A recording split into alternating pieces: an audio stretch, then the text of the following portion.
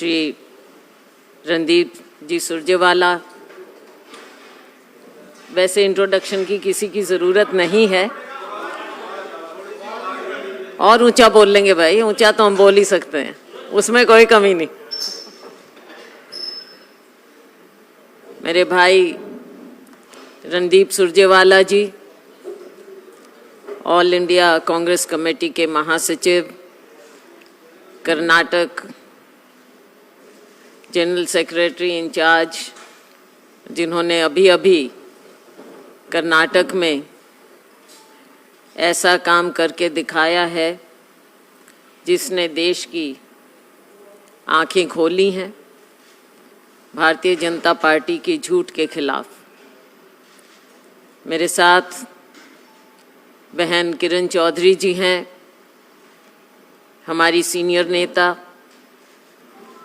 पूर्व CLP leader, आज के दिन एमएलए तो हैं ही, पूर्व डिप्टी स्पीकर दिल्ली की।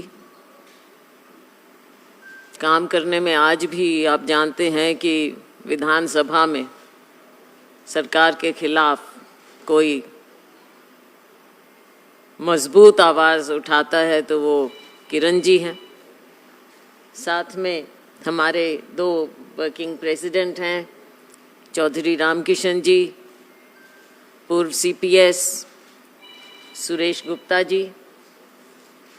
साथ में हमारे एमएलए साहिबान गोगी जी हैं, असंध से हमारे विधायक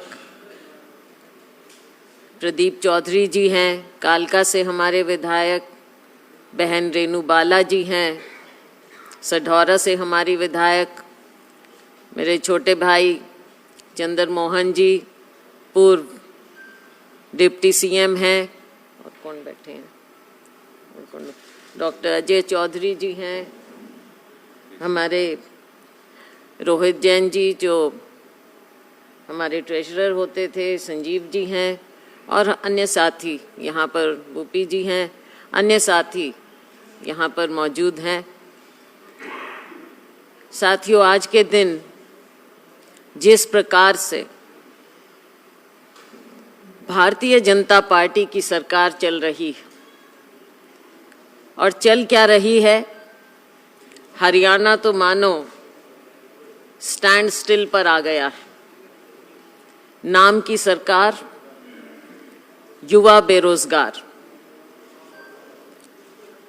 आज के दिन हमें दुख लगता है कि जहां देश को आगे बढ़ना चाहिए था, जिस प्रकार से कहा जाता था, और ये भारतीय जनता पार्टी स्लोगन देने में माहिर है। डबल इंजन सरकार, जिस प्रकार से कहा जाता था, केंद्र की सरकार, मोदी जी की सरकार पूरी तरह से फेल है। जिस प्रकार से कहा जाता था रोजगार हर साल मिलना था, लेकिन अब आलम यह है कि खुद प्रधानमंत्री जी को आखिरी साल में आकर 70,000 या 71,000 रोजगार के कार्ड खुद देने पड़े दिखाने के लिए। कहाँ गए वो वायदे? हरियाणा की हम बात करें, यहाँ पर भारतीय जनता पार्टी की सरकार 9 साल हो गए, और अगर हम 19 से अब तक देखें, पिछले 5 साल का आंकड़ा देखें, तो साथियों ये सरकार तो हमारे युवाओं के लिए एक अभिशाप साबित हुई। कहाँ लोगों को उम्मीदें थी और सपने दिखाए गए, सब्ज बाग दिखाए गए, लेकिन हमारे युवाओं के, हरियाणा के युवाओं के, जो कि प्रतिभाशाली हैं, दुनिया में हमारे लोगों का नाम होता है, आईटी सेक्टर में नाम होता है, खेलों में नाम होता है, हर सेक्टर में हमारे युवा किसी से कम नहीं है।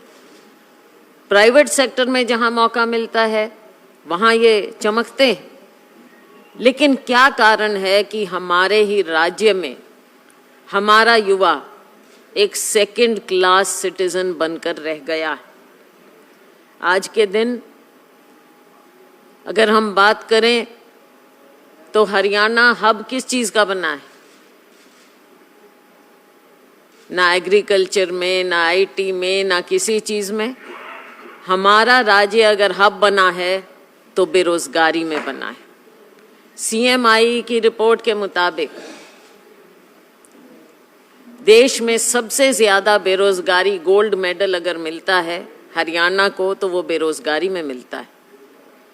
37% बेरोजगारी क्या होती है, क्या ये जानते हैं? थोड़ा सा मैं आपको बात कहूंगी, उसके बाद मेरे साथी आपको डिटेल में बताना चाहेंगे।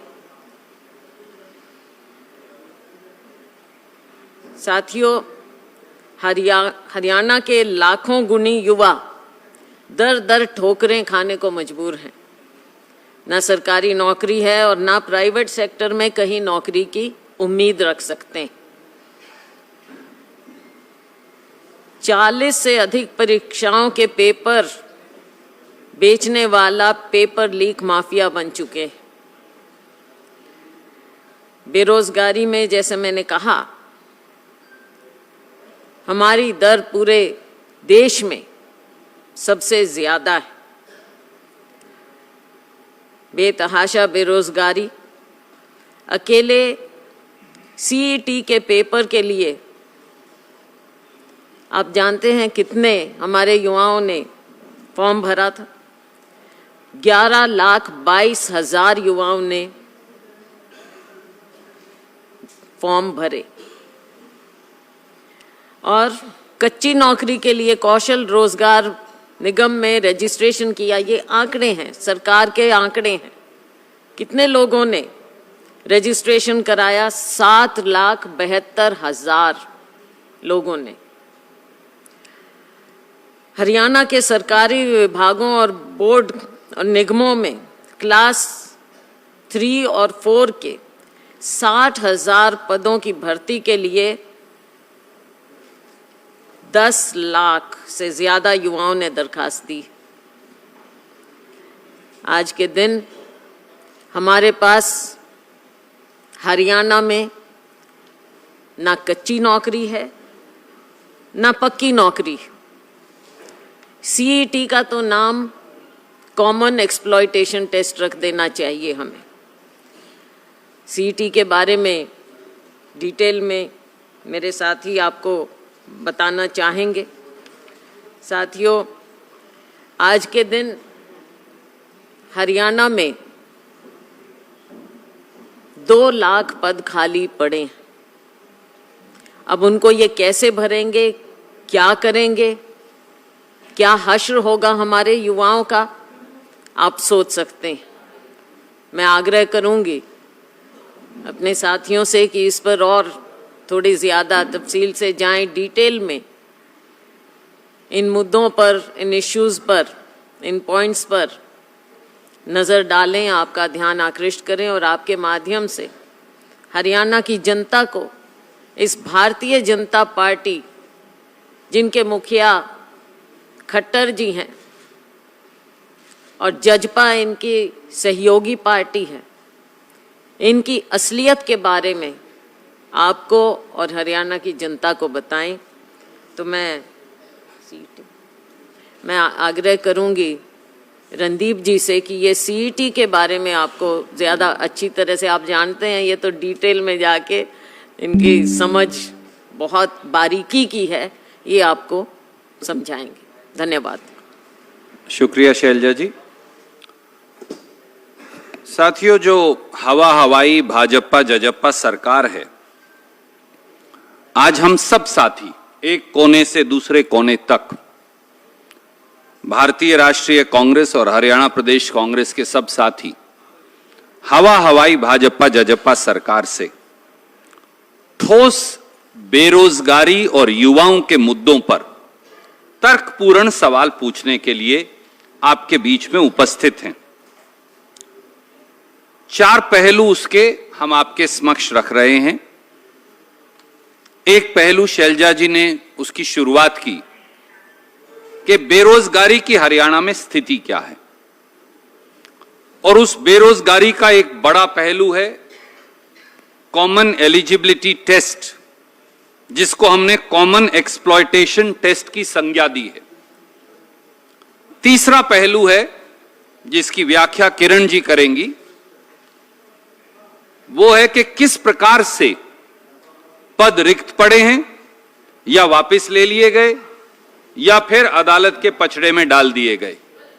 और चौथा पहलू जो हम आपके समक्ष लेकर आए हैं वो है कि हरियाणा के युवाओं की बजाय बाहरी उम्मीदवारों को मौका मिल रहा है, जिसकी चर्चा आपसे फिर शैलजा जी करेंगी। हरियाणा में बेरोजगारी का सबसे बड़े नासूर का सबूत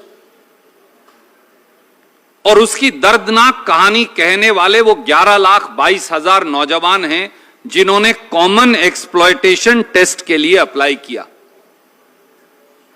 साल 2019 से ही सीईटी के नाम पर हरियाणा के युवाओं को बेवकूफ बनाने की कोशिश की जा रही है। अगर मैं ये कहूं कि खट्टर और दुष्यंत जी की सरकार मिलकर हरियाणा के युवाओं के भविष्य की भ्रूण हत्या कर रही है तो शायद ये सच होगा। 2019 वाली सारी भर्तियां सीईटी में दे दी गई। 2021 में ग्राम सचिव और दूसरे पेपर लीक हो गए, उन्हें भी सीईटी में दे दिया गया। अब हम 2023 के मिड में हैं, जुलाई का महीना अब हम पहुंच गए, तो आधा साल फिर बीत गया।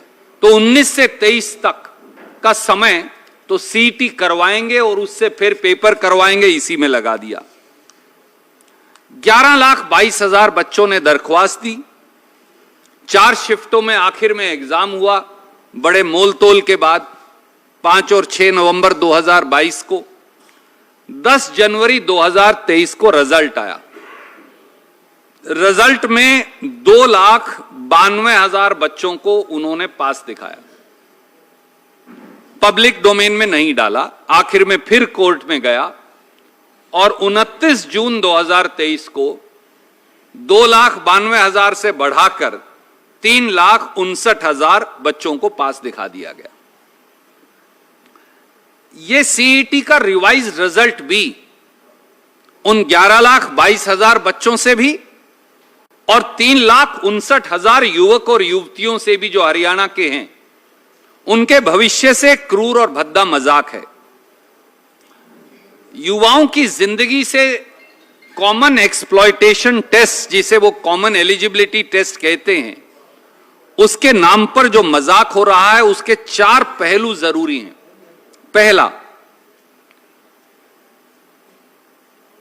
सीईटी करवाने के बाद सीईटी में से केवल 4 गुना उम्मीदवार बुलाने की एक अजीबोगरीब शर्त लगवा दी। पहले सीईटी ले लिया, 3,59,000 या 60,000 बच्चे पास हो गए। अब कहते हैं केवल 4 गुना, जितनी पोस्ट है उसका 4 गुना बुलाएंगे। तो बाकी बच्चे कहां जाएंगे? फिर उन्होंने सीईटी क्यों दिया था? फिर आपने सीईटी एग्जामिनेशन क्यों किया था? फिर 11,22,000 से 3,59,000 शॉर्टलिस्ट क्यों किए थे? और पूरे देश की परिस्थिति क्या है, हमने ये देखने की कोशिश की। मैं ये कागज आपको भेज रहा हूं, ये उत्तर प्रदेश का है। यहां भी इसी प्रकार का एग्जाम है। 15 गुना बच्चों को बुलाया जाता है जो पास होते हैं। ये पड़ोस के राज्य राजस्थान का है, यहां भी 15 गुना बुलाए जाते हैं। अगर आप भारत सरकार का एसएससी भी देखो, रेलवेज देखो, बैंकिंग देखो, तो 12 गुना से 20 गुना तक एलिजिबल बच्चों को बुलाया जाता है। तो यहां 4 गुना की शर्त क्यों? और बाकी के युवक और युवती जो 4 साल मेहनत करके सीईटी पास करके आए हैं, वो कहां जाएं? दूसरा पहलू, अलग अलग योग्यता वाली सारी श्रेणियों के लिए एक ही सीईटी क्यों?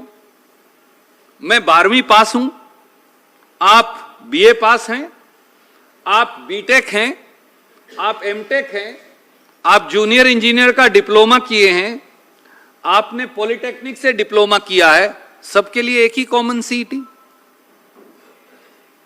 तो आप एमटेक से लेकर 12वीं तक सबकी योग्यता एक कॉमन एलिजिबिलिटी टेस्ट से कैसे उसका आंकलन कर सकते हैं? यह अपने आप में एक विसंगति है। आपको अलग अलग श्रेणी के लिए अलग अलग सीईटी करनी चाहिए नेचुरली। आप एमटेक का और 12वीं का मुकाबला कैसे कर सकते हैं एक सीईटी से? तीसरा पहलू, सीईटी के पेपर में महानुभाव खट्टर साहब और महानुभाव दुष्यंत चौटाला जी और उनके स्टाफ सिलेक्शन कमीशन ने 63 ग्रुप्स और 401 कैटेगरी रख रखी। ग्रुप्स क्या हैं? कोई 12वीं है जैसा मैंने बताया, कोई ग्रेजुएट है, कोई एमटेक है, कोई बीटेक है, कोई पॉलिटेक्निक है, इत्यादि इत्यादि। और कैटेगरीज क्या हैं? 401, कोई एएलएम की है, कोई जेईई की है, कोई जेएससी की है, इत्यादि इत्यादि। अब क्या करना पड़ेगा? आपने उन सब बच्चों का एक सीईटी कर दिया, तो अब आपको इनको 63 ग्रुप्स और 401 कैटेगरी में बांटना पड़ेगा।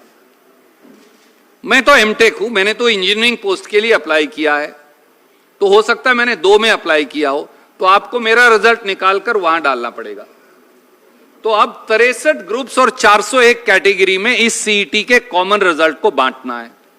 भैया 2019 से 2023 4.5 साल तो बच्चों के यहां लगा दिया आपने। अब इस रिजल्ट को आप 63 ग्रुप्स और 401 कैटेगरी में कैसे बांटोगे खट्टर साहब? 10 साल और लगेंगे आपको। फिर आप त्रुटियां होंगी, फिर आप पोर्टल खोलते रहना, फिर त्रुटियां होंगी, फिर पोर्टल खोलते रहना। इसी हमारे यहां कहते हैं हरियाणा में खड़ी बोली में, गधी गेड़ में डाले रखना बच्चों को, घुमाते रहना उनको, बस नौकरी नहीं देनी। चौथा हिस्सा, अनेक बच्चों ने अपने आप में रिजल्ट ही डिफेक्टिव है, अब भी जो अनाउंस किया है वो पास ही, वो चल ही नहीं सकता। बहुत सारे बच्चों ने, युवाओं ने सोशो इकोनॉमिक कैटेगरी के नंबर मांगे, उनको दिए नहीं, तो उन्होंने पोर्टल पर अप्लाई किया, भैया मुझे देने चाहिए, मैं एलिजिबल हूं। कई बच्चों ने गलती से ले लिए थे, उन्होंने कहा मेरे डिलीट कर दीजिए।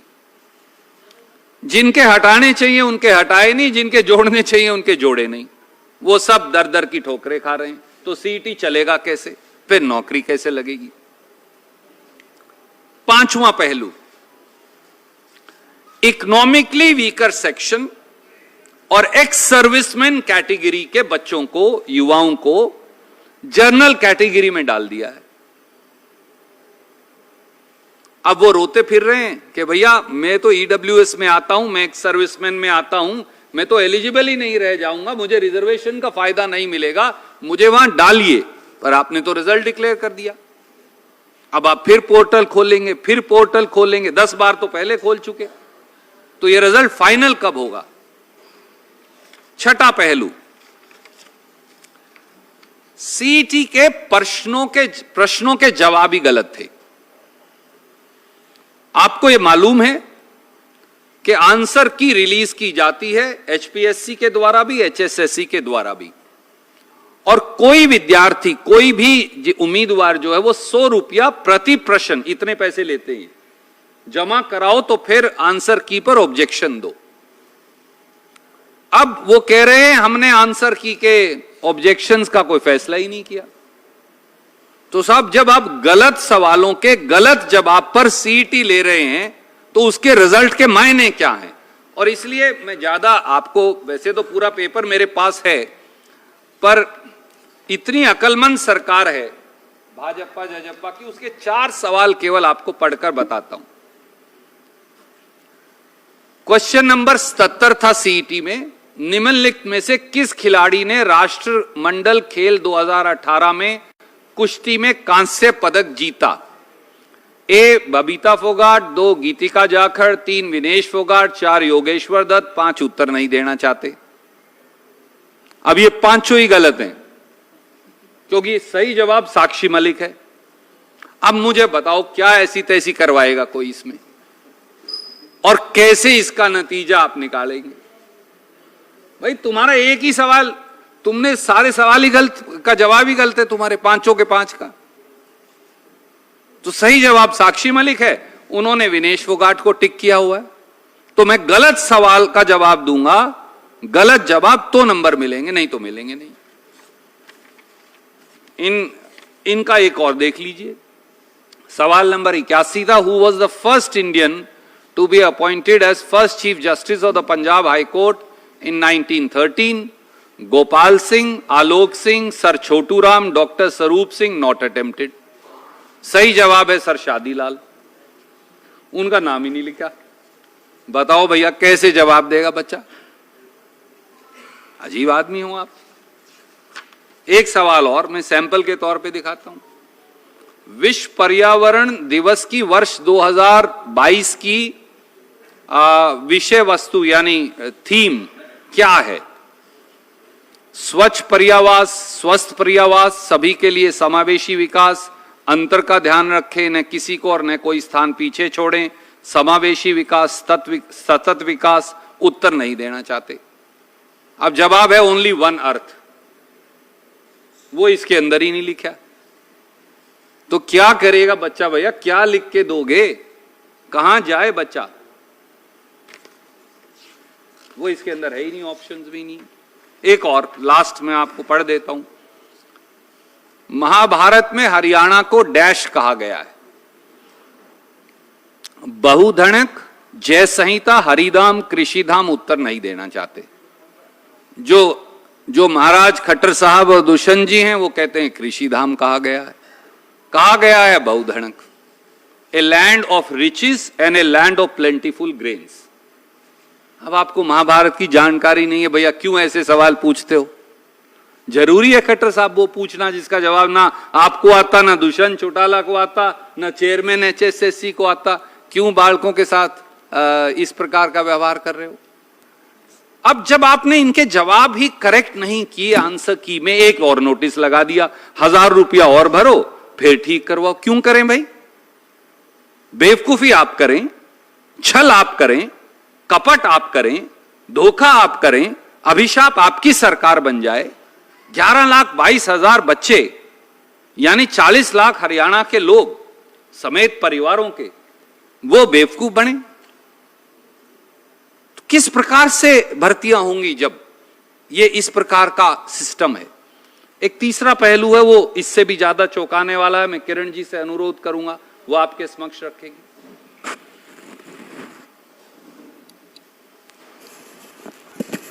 धन्यवाद रणदीप जी। बहुत विस्तार से आपने सचमुच में ये दिखाया कि किस तरह से ये कॉमन एलिजिबिलिटी टेस्ट तो एक्चुअली एक्सप्लॉयटेशन टेस्ट बन गया है और किस तरह से हमारे बच्चों के साथ इतना ज़बरदस्त खिलवाड़ हो रहा है। शैलजा जी ने बताया कि किस तरह से 2 लाख पद जो हैं आज हरियाणा के अंदर खाली हैं। 2019 से लेकर 2023 के बीच कोई भी बड़ी भर्ती नहीं हुई है। युवा जो हैं वो दर बदर की ठोकरें खा रहे हैं, हताश हो रहे हैं, बुरे हाल उनके हो रहे हैं और सरकार जो है उसके कोई फर्क ही नहीं पड़ रहा है। एक तरह से इतना जबरदस्त माहौल जो है नौजवानों का जो है ये सरकार ने बना दिया है। आपको याद होगा कि जब ये डबल इंजन सरकार 2 बारी बनी है, वायदा किया गया था कि 2.5 करोड़ नौकरियां हर साल जो हैं नौजवानों को दी जाएंगी। अब 2.5 करोड़ की तो बात छोड़िए, यहां तो 2 लाख नौकरियां जो लंबित पड़ी हैं 2019 से, उन नौकरियों को आज तक नहीं भरा गया है। और किस तरह से नौजवानों के साथ खिलवाड़ हो रहा है वो आप सबके सामने, और मैं आपको विस्तृत तरीके से मैं बताती हूं कि या तो ये हजारों जो भर्तियां हैं इनका जो है नतीजा वो नहीं निकाला, या फिर इनको रद्द कर दी गई हैं, और या फिर गलत नीति के कारण जो है कोर्ट के जो हैं चक्कर काटने पड़ रहे हैं। तो हालात ये हो गए हैं कि आज के दिन कोई भी जो युवा है उसको समझ नहीं आ रहा कि हम आगे किस तरह से हमारे को नौकरी मिलने वाली। पक्की नौकरी जो लंबित है वो तो दी नहीं है। कौशल रोजगार योजना जो है वो शुरू करी है, जो खुद जो है स्वयं विधानसभा के अंदर जब ये प्रश्न मैंने उठाया उसमें कहा गया कि ये तो कच्ची नौकरी है। अब ये कच्ची नौकरी जो है 1 साल की है और उसके अंदर भी आपको मालूम है किस तरह से जो है बच्चों को जो है हफ्ते हफ्ते के बाद भी निकाला गया है। तो ये सारा का सारा सिस्टम जो है वो पूरी तरह से विफल हो चुका है। तो मैं आपको विस्तार तरीके से जरा बताना चाहती हूँ कि कौन कौन सी ऐसी नौकरियां जो हैं, शायद आपको दोबारा से याद दिलवा दूं, आपको मालूम होना चाहिए, सारे हरियाणा को पता होना चाहिए कि किस तरह से जो हैं ये लंबित पड़ी हुई हैं इनकी गलत नीतियों के कारण। साल 2018 में HSIDC सीनियर मैनेजर स्टेट और सीनियर मैनेजर यूटिलिटी की डॉक्यूमेंट वेरिफिकेशन साल 2021 के अंदर हुई थी, पर आज तक ना तो इंटरव्यू हुआ है और ना नतीजा निकला है। आप सोचिए उनका क्या हाल हो रहा होगा, जो 2018 से लेकर आज 2021 तक जो है उनका इंटरव्यू का नतीजा तक नहीं निकला है। किस तरह से वो बच्चे जो हैं और उनके माँ बाप जी रहे होंगे। साल 2020-21 में स्टाफ नर्स की जो थी पोस्ट थी 275, रिवाइज्ड पोस्ट बनाई इन्होंने 307। ये 20-21 की बात है। सालों तक जो है प्रक्रिया जो है वो लटकी रही और डॉक्यूमेंट वेरिफिकेशन के समय हाई कोर्ट के मुकदमे के अंदर जो है उलझा ली गई। तो हर तरीके से जो है जो निकालते हैं वो या तो लटकी रहती हैं या फिर वो इतनी बुरी तरह से उनका जो है वेरिफिकेशन और सारा कुछ करा जाता है, सारा गड़बड़ झाला है कि वो कोर्ट के अंदर जाके लटक जाती हैं।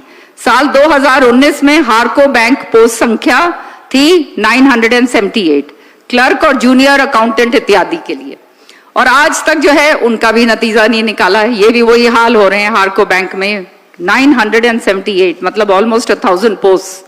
और साल 2019 में फिर एडवर्टाइजमेंट इन्होंने निकाली, विधानसभा चुनाव से पहले 6500 पुलिस कांस्टेबल की इन्होंने भर्तियां निकाली थी। विधानसभा चुनाव जैसे ही हुए उनको कैंसिल कर दिया गया और उनको वापस ले लिया गया। उसके बाद जब खूब हाहुल्लड़ उठा और सारी ये जो है लोग इधर उधर भागना शुरू हुए, सरकार के खिलाफ नारे लगने शुरू हुए, तो साल 2020 में फिर से एडवर्टाइजमेंट करी और फिर 6600 पुलिस कांस्टेबल जो हैं उनकी भर्ती निकाली गई, जिनमें 5500 महिला थी और 1100 पुरुष, जिसमें 5500 पुरुष थे और महिला 1100 थी। अब उसके बाद जो नया घटनाक्रम हुआ, अगस्त 2021 में भर्ती पेपर जो है वो लीक हो गया। आपने देखा है किस तरह से सारे पेपर लीक हो जाते हैं। ये हैरानगी की बात है कि सारे पेपर जिस तरह से लीक हो रहे हैं, ये सरकार की व्यवस्था देखिए और ये एजुकेशनल सिस्टम देखिए आप बच्चों के लिए जिस तरह से इन्होंने कर रखा है। फिर नवंबर दिसंबर में 2021 में दोबारा पेपर लिया गया, बगैर प्रक्रिया पूरी करी गई क्योंकि हनन फनन के अंदर इन्होंने काम करना सीखा है और जानते हैं कि भाई फटाफट कर दो ताकि आगे आने वाले इलेक्शन के अंदर जो है इसका हमारे को फायदा मिले। नतीजा ये हुआ कि 17 जून 2022 को रिजल्ट निकाला गया, मामला जो है वो हाई कोर्ट में चला गया और आज 2413 पुलिस कर्मी जो पुरुष हैं कांस्टेबल और 1100 महिला पुलिस कांस्टेबल की भर्ती पर रोक लगा दी गई है। आज हमारे हरियाणा के अंदर कानून व्यवस्था इतनी बुरी तरह से विफल हो चुकी, घर घर के अंदर आप देख रहे हो डकैतियां हो रही हैं, मर्डर्स हो रहे हैं, महिलाएं जो है बाहर निकलने से डरती हैं, व्यापारी भाई जो हैं वो अपना काम धंधा करके जब घर आते हैं तो उनको डर लगता है कि रास्ते में ही उनके साथ कोई दूसरी वारदात ना हो जाए।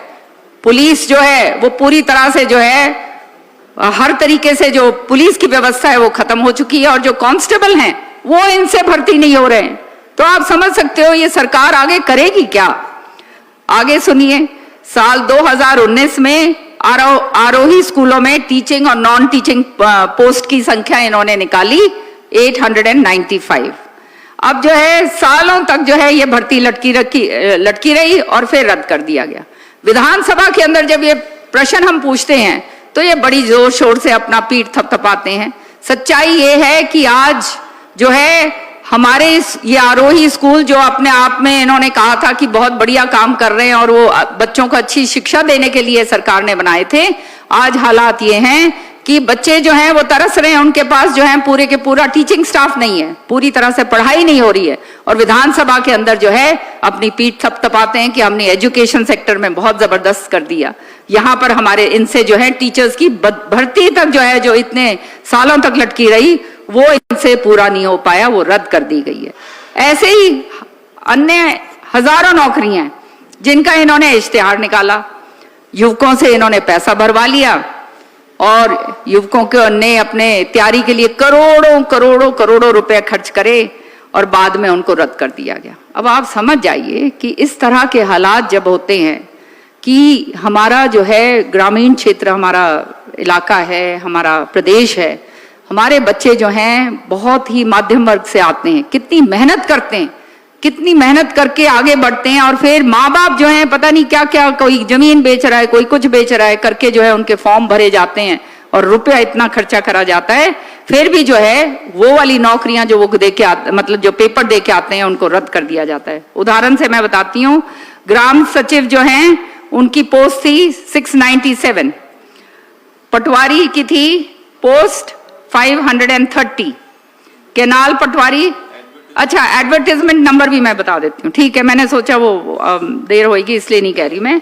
एडवर्टाइजमेंट पटवारी जो है सॉरी केनाल पटवारी के एडवर्टाइजमेंट नंबर 8/2019 मतलब 2019 में 8वें महीने में पोस्ट 1100, महिला सुपरवाइजर और इंस्पेक्टर के जो है एडवर्टाइजमेंट नंबर है 15/2019, पोस्ट कितनी है 920। फायर ड्राइवर जो है उसका एडवर्टाइजमेंट नंबर है 1/2019, पोस्ट हैं 1780। कृषि विभाग की पोस्ट की एडवर्टाइजमेंट नंबर 2/2020 जो है उसमें पोस्ट है 740 और जूनियर लेक्चरर असिस्टेंट और JLI हाँ एडवर्टाइजमेंट नंबर 11/2017, पोस्ट कितनी है इनकी 61। इसी तरह से PGT संस्कृत में जो है एडवर्टाइजमेंट नंबर है 4/2015, पोस्ट है 626। TGT संस्कृत की जो है एडवर्टाइजमेंट नंबर है 7/2015, पोस्ट है 664। इलेक्शन तहसीलदार जो है प्लस IIT के जो तहसीलदार हैं उनके एडवर्टाइजमेंट नंबर 1/2020 और पोस्ट इनकी जो है आप जानते हो इनकी पोस्ट है 664। पहले तो पेपर लीक हुआ, फिर दोबारा इन सारी पोस्टों के लिए एग्जाम दिलवाया गया और 17 जून 2022 को आनन फनन में रिजल्ट इन्होंने निकाला गया। तो हालात जो हैं आज सारे के सारे स्पष्ट तरीके से आपके सामने। और 2 दिसंबर 2022 को PGT और TGT श्रेणी में 2069 अध्यापकों की भर्ती करी गई। अब उन सबको बगैर कारण बताए खारिज कर दिया गया। वो दर बदर की ठोकरें खा रहे हैं, जगह जगह अपनी दरखास्त लेकर पहुंचते हैं कि जी हमारा क्या होगा, हमारे को जो है भर्ती करा गया और हमारे को बाहर निकाल दिया गया। अब कह रहे हैं कौशल रोजगार योजना के अंदर इनको कच्चा जो है वो उनको दे देंगे। तो इस तरह की जाति जो है जो हमारे युवकों के साथ हुई है, ये पूरी तरह से ऐसी अनदेखी कभी भी इस प्रदेश के अंदर नहीं हुई। और साथ ही साथ PGT अध्यापक जो हैं जिनके पद थे 4600 के साथ भी उनको भी फुटबॉल बना के रखा हुआ है, लगातार जो है उनके साथ खिलवाड़ करा जा रहा है। साल 2019 में PGT अध्यापकों की पोस्ट HSSC के माध्यम से निकाली गई थी, बाद में उसी भर्ती प्रक्रिया को कैंसिल करके साल 2022 में HPSC में ट्रांसफर कर दी।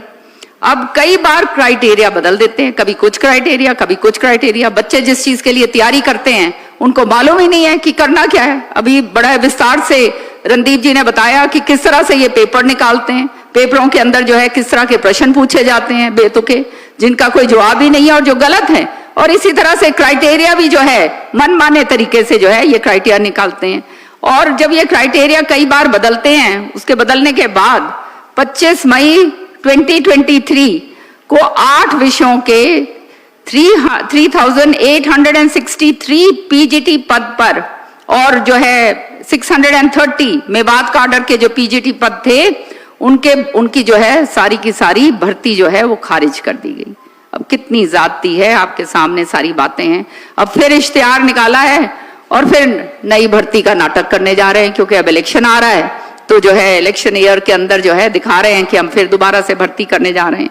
सच्चाई ये है कि अब जब गांव में जाते हैं, युवा बालक जो हैं हताशा होके फिर रहे हैं।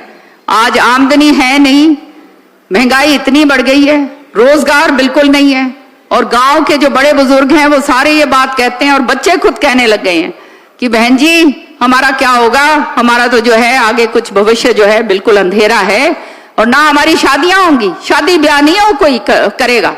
जो बच्चे के पास नौकरी नहीं है, जो अपने घर का पालन पोषण नहीं कर सकता, जो है उनको लड़कियां देने से जो है रिश्ते जो हैं वो बंद हो गए हैं। ये एक बहुत बड़ा एक सामाजिक प्रॉब्लम जो है ये हरियाणा के अंदर बनता जा रहा है, और ये बात को जो है विधानसभा में मैंने बार बार उठाई है, और आने वाले समय में जो रणदीप जी ने और शैलजा जी ने सारी यहाँ पे बात कही है, इसको कॉलिंग अटेंशन मोशन के जरिए, काम रोको प्रस्ताव के जरिए विधानसभा में दोबारा से बहुत जोर शोर से मैं उठाऊंगी। और अब आगे जो है मैं आग्रह करूंगी शैलजा जी से कि आगे जो हैं वो पूरा विस्तार से बताएं कि किस तरह से हमारे युवक जो हैं उनके साथ हरियाणा सरकार ने जबरदस्त ज्यादती कर रखी।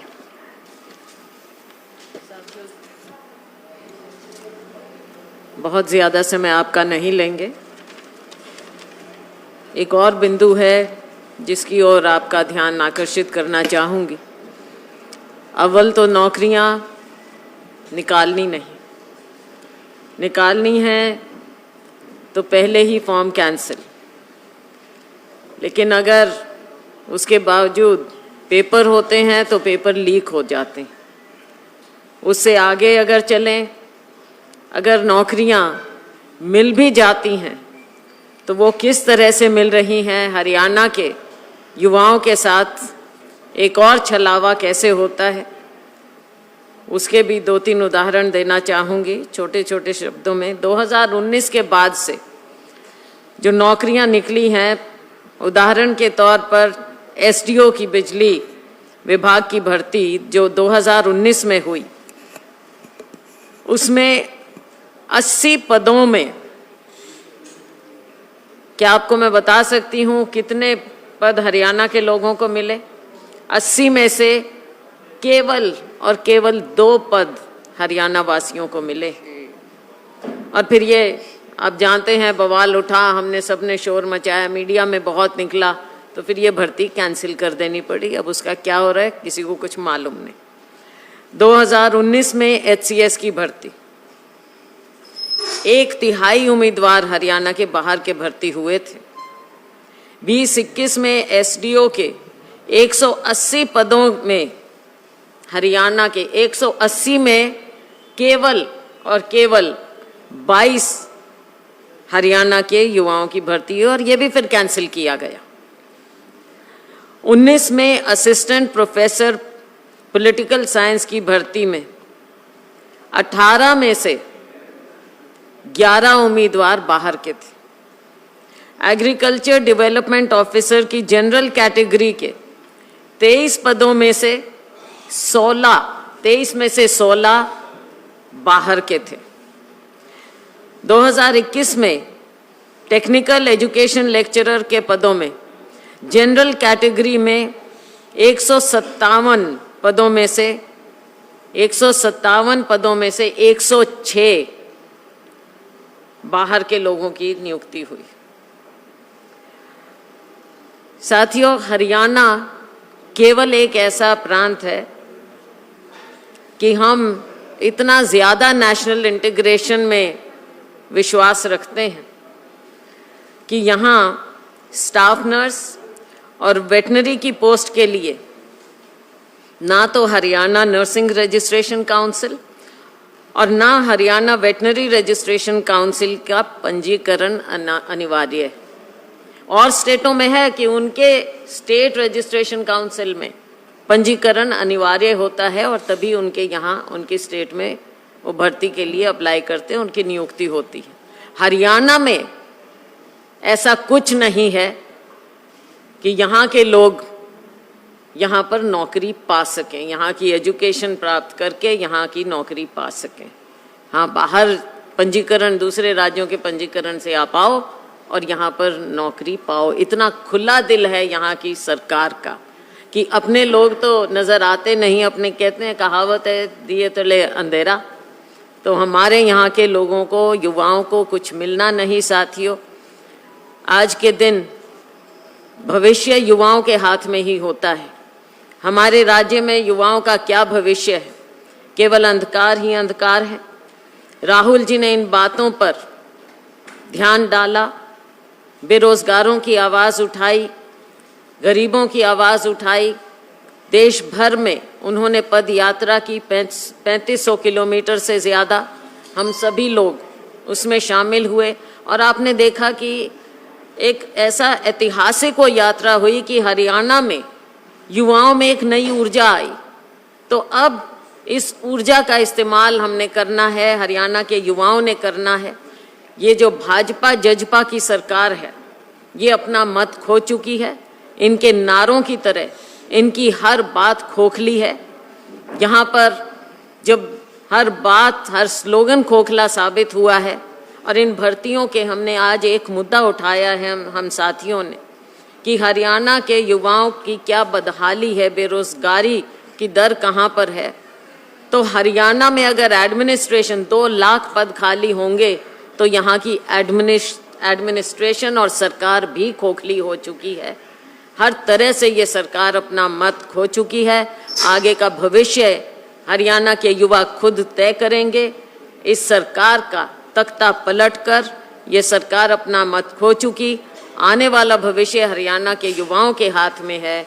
हमें पूरा विश्वास है कि आने वाले समय में इस सरकार को बाहर करेंगे और हम लोग, कांग्रेस के लोग, हम युवाओं की आवाज़ बनकर, चाहे सीईटी का मामला हो, चाहे दूसरे रोजगारों की बात हो, चाहे यहाँ की शिक्षा की बात हो, हर तरह से हम हरियाणा के युवाओं के साथ हैं और उनकी आवाज़ हम उठाएंगे, उठाते रहेंगे। आप सभी यहाँ पर आए, आपका मैं तहे दिल से धन्यवाद करती हूँ।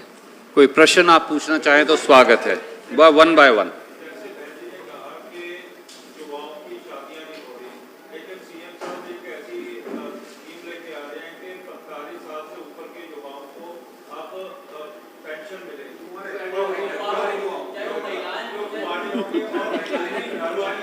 ये मतलब आदरणीय मित्र, ये एक बहुत भद्दा मजाक आदरणीय मुख्यमंत्री जी हरियाणा के नौजवानों से कर रहे हैं।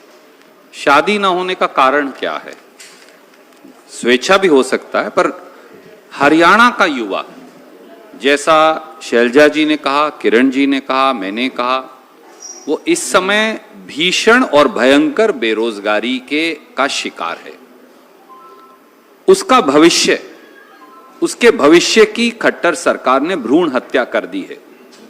और इस बात को मजाक में लेना, जिस प्रकार से कई बार मुख्यमंत्री जी भी करते हैं और मित्र भी कर देते हैं, मुझे लगता है कि हरियाणा के दर दर की ठोकरें खाते, मौके की उम्मीद तलाशते, जिंदगी का बेहतर कल ढूंढते हरियाणा के युवाओं के साथ इस प्रकार का भद्दा और क्रूर मजाक नहीं करना चाहिए।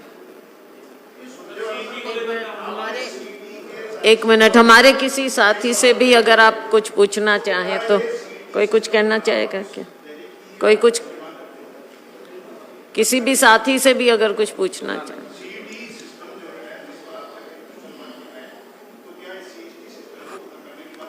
देखिए, सीईटी सिस्टम जो है, कॉमन एक्सप्लॉयटेशन टेस्ट, हरियाणा के युवाओं को बेवकूफ बनाने का धंधा बना लिया है खट्टर सरकार ने, और ये कॉमन एक्सप्लॉयटेशन टेस्ट बन गया है। इसमें जितनी खामियां हैं, 2019 से हम 2023 में आ गए, आज तक तो रोजगार मिला नहीं, और जिस प्रकार से इसमें गलतियां हैं, खामियां हैं, ना आगे मिलने वाला, तो ऐसे में हरियाणा के युवाओं के भविष्य की भ्रूण हत्या क्यों हो रही है? एक एक करके अब इधर से आते।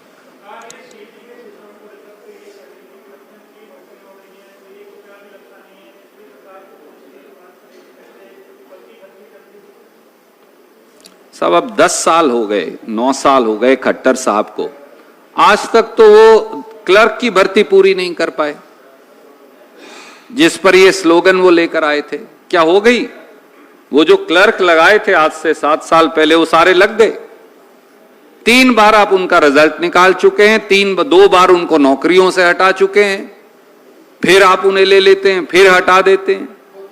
हरियाणा के युवाओं के भविष्य को अंधकार में धकेलने का काम श्री मनोहर लाल खट्टर और श्री दुष्यंत चौटाला कर रहे हैं, और अपनी विफलताओं का, सरकार की नाकामियों, निकम्मेपन और नकारापन का ठीकरा बजाय हरियाणा के युवाओं के सर पर फोड़ने के अपने गिरेबा में झांक कर देखें, क्योंकि कटघरे में खड़े असली दोषी श्री मनोहर लाल खट्टर और दुष्यंत चौटाला खुद हैं।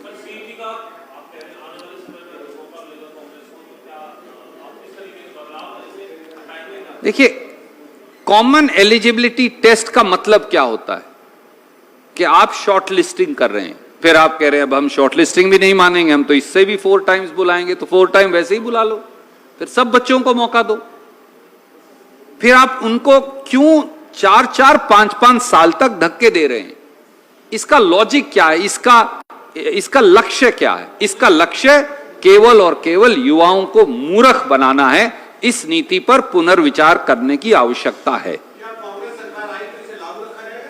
Why will we not review it? जो चीज भी हरियाणा के युवाओं के हक में नहीं है, उन सारी चीजों को रिव्यू किया जाएगा। एक मिनट ये कुछ पूछ रहे थे, इसके बाद आपके पास आ जाते।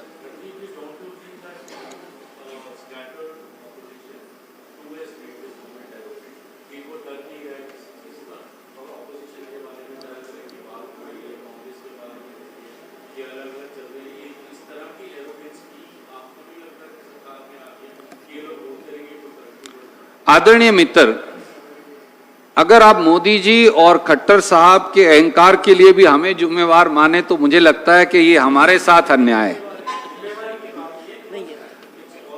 जी जी। The truth is, and I respect what you are saying, let me answer that. The arrogance of Chief Minister Manohar Lal Khattar ji and Dushyanth Chautala and BJP, JJP emanates from their inherent divisive agenda. BJP successfully for some time implemented a poisonous agenda of caste division in Haryana, based on which they rose to power.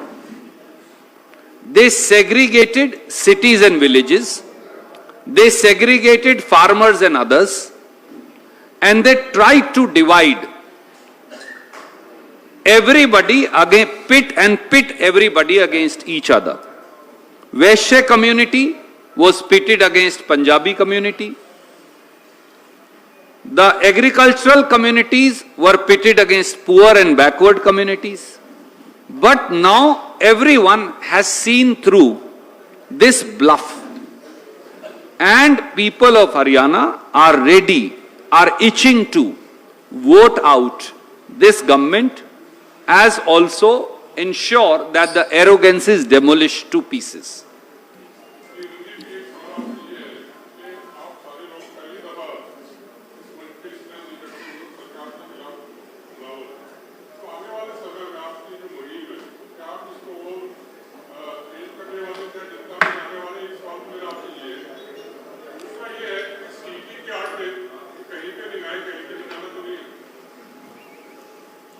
देखिए, हम आपकी तरह सजग और पहने पत्रकार तो नहीं हैं, क्योंकि साधारण हैं। आप भी तो सब इकट्ठे होकर आए हैं, 50, 60, 70 पत्रकार हैं, हम भी सब इकट्ठे होकर आए। हम सब कांग्रेस के सिपाही हैं और हम सदा इकट्ठे थे और हैं। हमारा लक्ष्य केवल एक है, ये लक्ष्य स्वार्थवश नहीं, ये लक्ष्य हरियाणा के युवाओं की, बेरोजगारों की आवाज उठाना और बनना है। और इसके लिए हर प्रकार का संघर्ष जो करना पड़ेगा, आगे आने वाले दिनों में हम वो संघर्ष भी करेंगे। और जहां तक आपने कहा जहां आपको निशाना दिख रहा है, अर्जुन को मछली की आंख दिखती थी। मैं महाभारत की धरती से आता हूं, मैं फिर दोहराता हूं कि हमें मछली की आंख दिख रही है और वो है हरियाणा के युवाओं का उज्जवल भविष्य।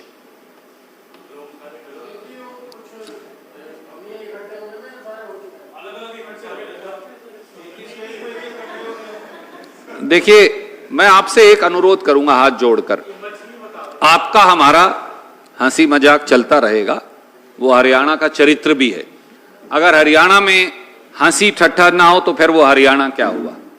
परंतु आज हम एक गंभीर विषय को लेकर इकट्ठे हुए हैं, आपके समक्ष हैं, इसको और आगे लेकर जाएंगे और हम इसको डाइवर्ट करके हरियाणा के युवाओं के बेरोजगारी और भविष्य से जुड़े गंभीर विषय को डाइल्यूट नहीं करना चाहेंगे।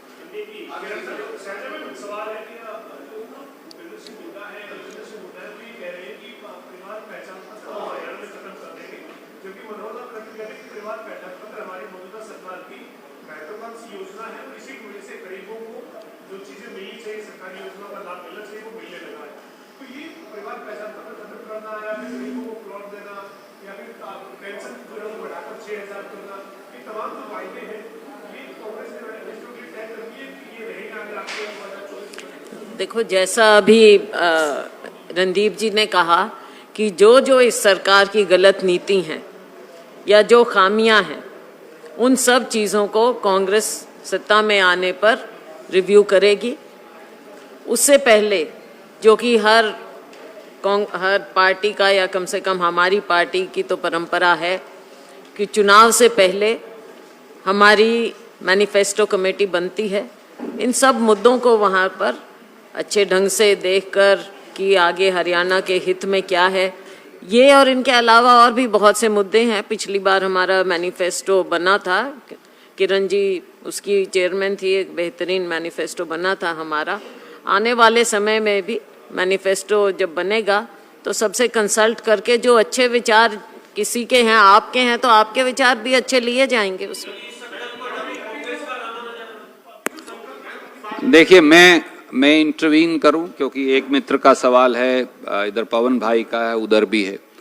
हम सारे साथी, उधर भारद्वाज साहब से लेकर और उधर अजय भाई तक, हम सब एक गंभीर विषय लेकर आपके बीच में उपस्थित हैं। आज हम हमारे सवाल और उसके जवाब विषय तक सीमित रखेंगे, क्योंकि हमें लगता है, आपने कहा कि वो मछली की आंख है हरियाणा के युवाओं का भविष्य। ये अत्यंत गंभीर विषय। 28 लाख बच्चे, शैलजा जी ने जो पढ़ के बताए, 11,22,000 सीईटी में, 7,75,000 कौशल रोजगार निगम में, और लगभग 10 लाख क्लास 3, क्लास 4, 27, इनमें ओवरलैप भी होंगे, फिर भी 20-25 लाख बच्चे तो रोजगार की ऑफिशियल तलाश में घूम रहे हैं। हम इसलिए किसने क्या कहा, कौन क्या वादा कर रहा है, आज उसका भी समय आएगा। आज हम केवल हमारे सवाल, आपके सवाल और हमारे जवाब वहीं तक सीमित रखना चाहेंगे। ये मेरा आपसे हाथ जोड़कर अनुनय भी है, अनुरोध भी है, इसलिए हमने अपने आप को उस बात तक सीमित करके रखा। लास्ट क्वेश्चन, क्योंकि आप सबसे ज्यादा सीटी पे लिखते हैं, इसलिए लास्ट क्वेश्चन।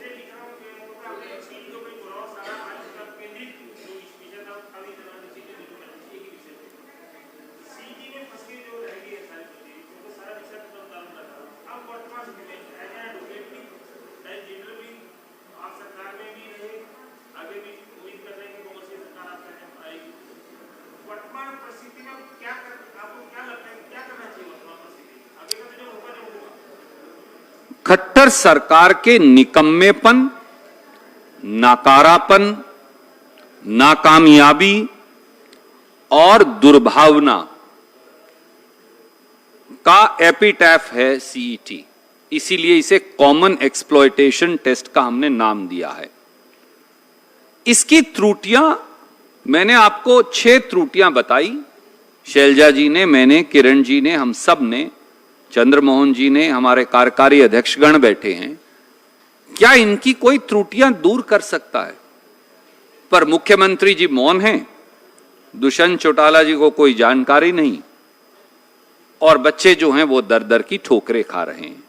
इसलिए हम एक निर्णायक संघर्ष करेंगे ताकि हर वो त्रुटि जो हरियाणा के युवा इस कॉमन एक्सप्लॉयटेशन टेस्ट में बता रहे हैं, हम मजबूर करेंगे सरकार को कि वो इसे दूर करे।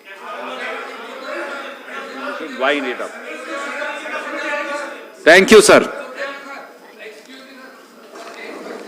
Thank you, thank you. Sir one more time. How are you भाई साहब?